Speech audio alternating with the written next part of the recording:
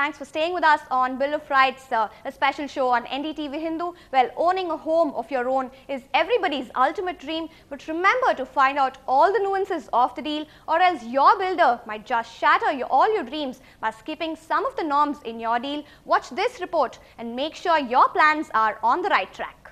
Karnishwaran sold his share of a property in Chennai to a builder. Under the terms, he gets an apartment in the building a year after signing up for the deal. But what he got was an unfinished flat which was 50 square feet smaller in size. The dispute that followed ended up in a court. The forum has rightly allowed the complaint and has allotted to him a compensation of 25,000 for the shortage of 50 square feet deficit to him. In addition, has directed the opposite parties to complete all the pending works within 3 months. Within 3 months' time, and 5,000 compensation, an additional 3,000 cost also was awarded to him. It was also found the builder had not followed guidelines by squeezing in extra flats in the building. Advocate Palaniyappan says the terms and conditions in a deal should be studied carefully. When a construction is to be entrusted with a builder, then the owner and the builder, they should enter into a construction agreement, which certainly should have a default clause. Then only if there is any delay or default by either of them, it can be prevailed upon. The builder should also see that the construction as per the plan, approved plan. There should not be any deviation or according to the plan. Reports of builders violating terms of agreement is nothing unusual. It actually becomes the buyer's responsibility to ensure that the deal they sign is executed properly in the effort to get that dream house. In Chennai, Bertila, NDTV Hindu. Let's take a look at what a consumer activist who joined us on NDTV Hindu told us about this case. A real estate developer and a plot owner, both of them are into a project together. Yeah. What exactly do we need to look out for? This is a joint development agreement which both parties enter into. Let them put into the writing proper terms as what they would give and what they would take.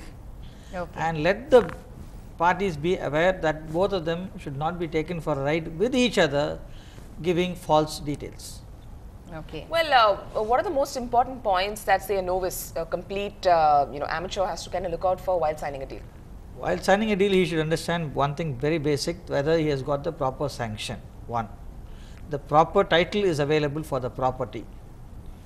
These are the two essential aspects which one should look into before going into an agreement.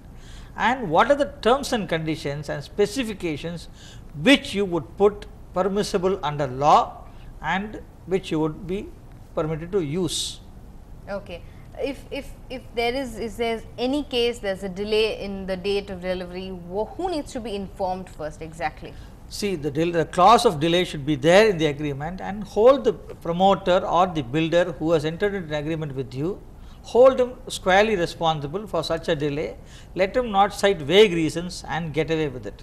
What are the other common problems that See, one thing face? is that time is a factor which is incorporated in the agreement, which is not adhered to. The builder gives you excuses galore. Other thing is, they promise you certain use of certain materials which are not used. They promise you specifications which are not followed. They are supposed to give you adequate space in common areas, which is not followed. And there is flouting of larger space, which is called as common area. As per the agreement, they misuse it, and the buyer, not only the owner of the property who enters in the joint development agreement, but also the other buyers of the flats, the remaining flats which are constructed. Right. For example, if it is 6 flats, 2 goes to the owner and 4 to the outsiders. They lose that common area. It is diminished by this evergreen greedy builder who diminishes that space, converting into some space or the other, and takes you for a ride. So, two things. What kind of compensation are we looking at firstly, and what kind of remedial measures can be taken by the court to actually combat this problem? Compensation for the deficiency, one. Compensation for the delay in delivering the flat. Compensation for the extra works or whatever you have offered, that was offered to be done, that was not completed. Compensation for the incomplete work. Compensation for the mental agony. These 5 factors play a very integral role in claiming compensation for deficiency in a consumer court. So what exactly are the documents that need to be filed, in case we are going to the court? First and foremost, if you as Mr. Palaniappan said, the construction agreement is the most crucial document, and any other extension of agreements that had been entered into between the parties plays a vital role, and those to be brought to the notice. And if you had the time to intimate him by way of a notice, mark those notices also, and any correspondence between the parties. Last but not the least, photographs of the construction which had been handed over. Yes, Exactly. and with the plan, the sanction plan, if you had taken up, and the specifications, that would go to show where the violation starts. Photographs of the premises when you take possession, photographs of the incomplete works, and you can also, once you file a complaint, file it along with the petition, seeking the help of an advocate commissioner to make it much more authentic. So he will be a court appointed gentleman who will inspect the property and give a report to the court. That will also aid your case much larger. Sir, another thing is, would there be any possibility of middlemen? Now, we've been coming across a lot of stories on our Bill of Rights show where we have a very significant role where middlemen actually have a rather important role to play in this fraudulent practices that happen. But with something as vast as real estate, is that possible to actually Definitely, touts come into the picture and they promise you a lot of things. They have a direct access to the owner. Once you enter into an agreement, don't go to these touts.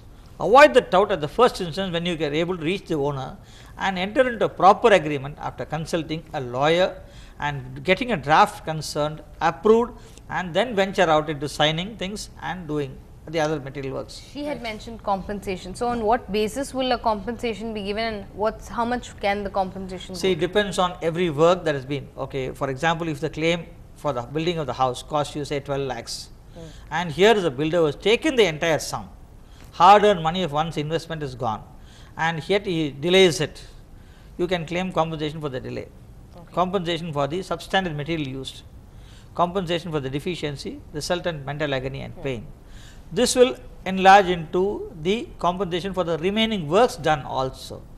So, if you want to fit into 20 lakhs, you go for the district forum.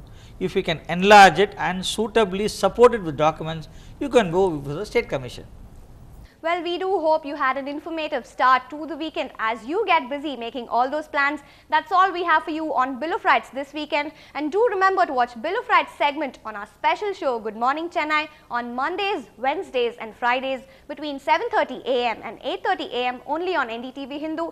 And you can call us live while you watch the show on 30632994 or 30427777 and discuss your issues with the consumer activist we bring you on the show. And you could also write to us at feedback@ndtv-hindu.com. And this is Divya Kumar signing off on Bill of Rights.